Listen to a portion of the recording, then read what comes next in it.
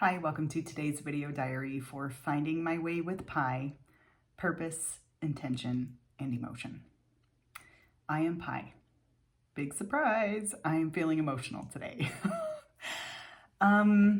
So with one of my kids, we've been walking this fragile path, helping them through mental health, helping them through severe depression and some other things that go along with that.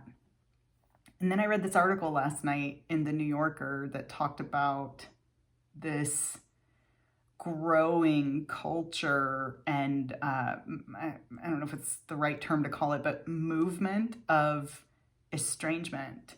How children, adult children are going very little contact or no contact with their parents and or families. And many of the scenarios that were explored in this article, I have to say, I understand and believe to some degree both me and my hubby have experienced this within our own families. Although I just think there's a lot of roots to that. Sometimes it's warranted. Like there are some situations you should not stay involved in my opinion, like that's abusive. And so in that regard, I understand certain parts of that from my own life. And then other scenarios that I find heartbreaking are scenarios where the child doesn't feel seen or loved or accepted by the parents. And some of those are pretty extreme and some of them are misunderstandings. I'm not judging. I think it's so complicated and it's so darn hard to know. I think that we maybe don't learn how to communicate very well and how to turn towards each other and connect during relationships. And this goes on both sides. This is one of my greatest fears, and this is why I'm feeling emotional today. So to kind of bring it back to what I was saying about the path that we're walking with one of our children, I think one of my greatest fears is that my child will feel like I don't understand them and I don't see them, and that they won't want to have a relationship. Now, a few months ago, I did a video diary on this realization that I had that I expect my child to, or my children to have a close relationship with me. And I realized that that was not necessarily a fair expectation. That they are their own person and I hope to walk with them in this life and have a relationship with them. And I also understand when they're adults, they may want to go their own path and may not stay as connected. So I'm finding a way in myself to allow the relationship to breathe, if you will, to give them space to discover themselves and that balance and that tension between rules and freedom.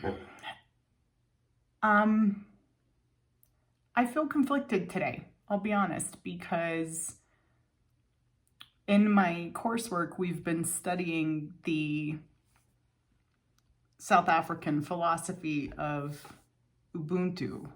And I'm gonna read a little bit. I think I shared a little bit with this, but basically it's that the Ubuntu philosophy is basically this belief that one's humanity is inextricably tied to the humanity of others, that there is a deep interconnectedness with us all. I feel that we are already experiencing so much isolation and polarization and splitting, and this trend of estrangement from parents, while I believe I understand, because again, I've experienced some of it in my life, I think simultaneously I'm also feeling a little despair that how do we repair? Certainly there's things that parents should do. We can't force our kids to be who we are. We need to see them and accept them who they are. But surely there's things that children can do too, and that we together collectively can do, like learning how to communicate to each other and how to accept differences and how to forgive. And also how to have healthy relationships is so important.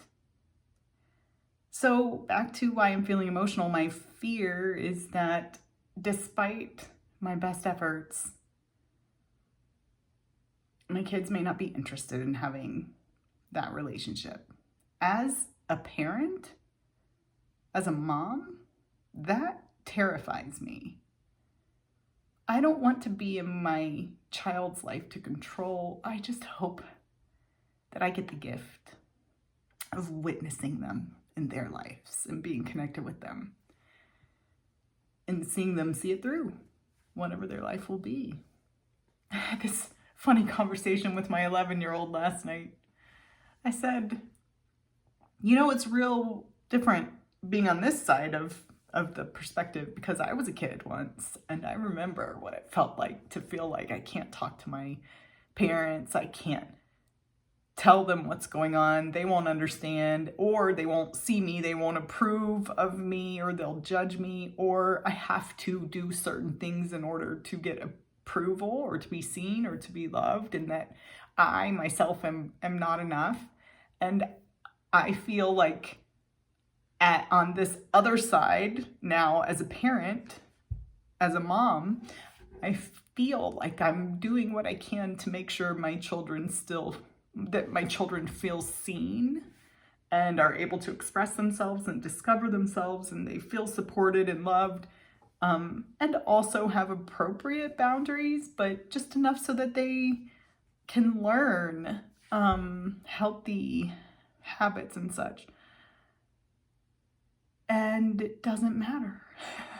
It doesn't matter, because my kids still feel like many times I don't see them and I don't give them the space to be themselves, or they really want to do something a different way than the way I see it. And, there's tension. I think it's normal. I think it's a natural part of parenting. I think it's just part of this process, for a kid growing up, and then also for the parent who's continuing to grow up as they raise kids, because we don't know everything and nobody gave us a book with all the rules.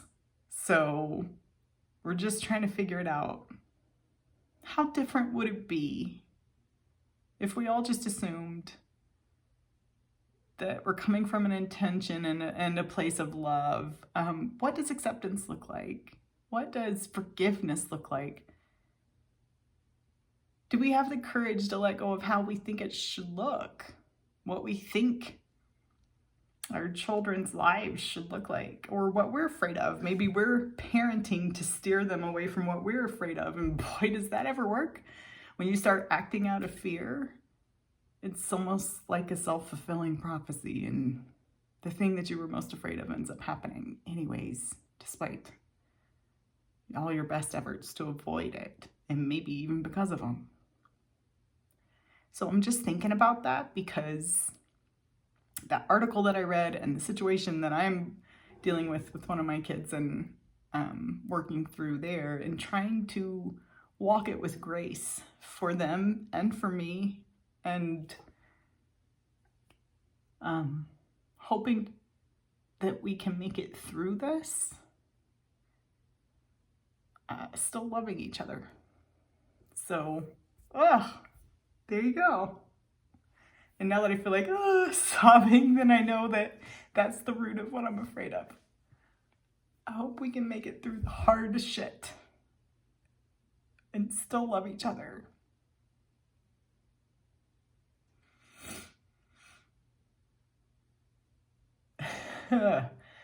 Have kids, they said.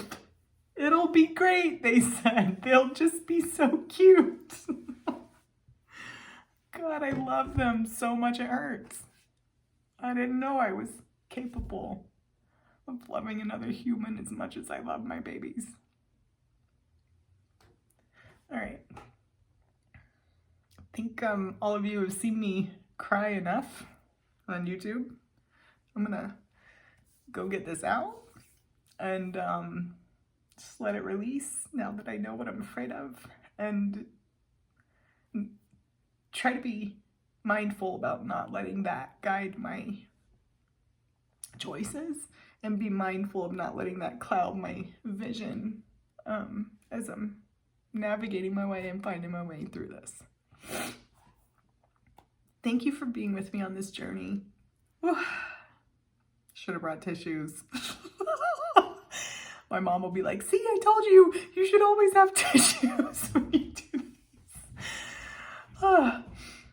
Thank you for being with me on this journey. I'm so glad you're here. I hope it helps you too. And I will see you tomorrow. Bye.